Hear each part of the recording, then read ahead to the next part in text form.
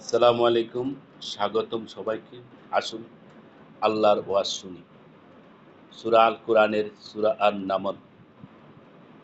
বিসমিল্লাহির রাহমানির রাহিম। তাসিন এগুলো আল কোরআনের আয়াত এবং আয়াত সুস্পষ্ট কিতাবের। মুমিনদের জন্য পথ নির্দেশ ও সুসংবাদ। মুমিনদের জন্য পথ নির্দেশ ও সুসংবাদ। যারা সালাত কায়েম করে, যাকাত প্রদান করে এবং পরকালে নিশ্চিত বিশ্বাস করে। যারা পরকালের বিশ্বাস করে না, আমি তাদের দৃষ্টিতে তাদের কর্মকাণ্ডকে সুশোভিত করে দিয়েছি। অতএব তারা উদ্ভ্রান্ত হয়ে ঘুরে বেড়ায়। তাদের জন্যই রয়েছে মন্দ শাস্তি এবং তারাই পরকালে অধিক ক্ষতিগ্রস্ত। এবং আপনাকে কোরআন প্রদত্ত হচ্ছে প্রজ্ঞাময়, জ্ঞানময় আল্লাহর কাছ থেকে।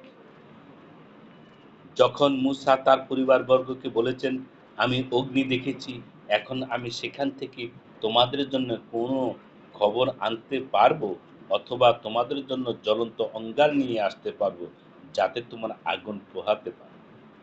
অতঃপর যখন তিনি আগুনের কাছে আসলেন তখন আওয়াজ হলো, ধন্য তিনি যিনি আগুনের স্থানে আছেন এবং যারা আগুনের আশেপাশে আছে। বিশ্বজাহানের পালনকর্তা আল্লাহ পবিত্র ও মহিমান্বিত। হে মূসা, আমি আল্লাহ প্রবল পরাক্রমশালী, প্রজ্ঞাময়। আপনি নিক্ষেপ করুন আপনার লাঠি। অতএব যখন তিনি তাকে সর্পের ন্যায় ছুটোছুটি করতে দেখলেন তখন তিনি বিপরীত দিকে ছুটতে লাগলেন এবং পেছন ফিরে দেখলেন না। হে মূসা, ভয় করো না, আমি যে রয়েছি। আমার কাছে পয়গম্বরগণ ভয় করেন। তবে যে বাড়াবাড়ি করে এরপর মন্দ কর্মের পরিবর্তে সৎকর্ম করে, নিশ্চয়ই আমি ক্ষমাশীল, পরম দয়ালু। আপনি আপনার হাত আপনার বগলে ঢুকিয়ে দিন, সুশুভ্র হয়ে বের হবে নির্দোষ অবস্থায়। এগুলো ফেরাউন ও তার সম্প্রদায়ের কাছে আনিত ৯টি নিদর্শনের অন্যতম। নিশ্চয়ই তারা ছিল পাপাচারী সম্প্রদায়। অতঃপর যখন তাদের কাছে আমার উজ্জ্বল নির্দেশনাবলী আগমন করল তখন তারা বলল, এটা তো সুস্পষ্ট জাদু। তারা অন্যায় ও অহংকার করে নির্দেশনাবলীকে প্রত্যাখ্যান করল, যদিও তাদের অন্তর এগুলো সত্য বলে বিশ্বাস করেছিল। অতএব দেখুন অনর্থককারীদের পরিণাম কেমন হয়। আমি অবশ্যই দাউদ ও সুলাইমানকে জ্ঞান দান করেছিলাম।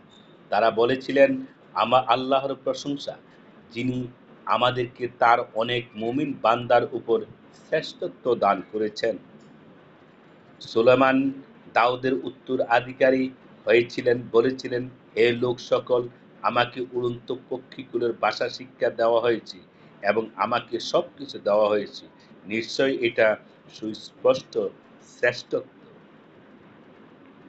সুলেমানের সামনে তার সেনাবাহিনীকে সমবেত করা হলো, জিন, মানুষ ও পক্ষীগুলোকে। অতঃপর তাদেরকে বিভিন্ন গুহে বিভক্ত করা হলো। যখন তারা পিপীলিকার আদর্শিত উপত্যকায় পৌঁছালো তখন এক পিপীলিকা বলল, হে পিপীলিকার দল, তোমরা তোমাদের গৃহে প্রবেশ করো, অন্যথায় সুলেমান ও তার বাহিনী অজ্ঞাতসারে তোমাদেরকে পিষ্ট করে ফেলবে।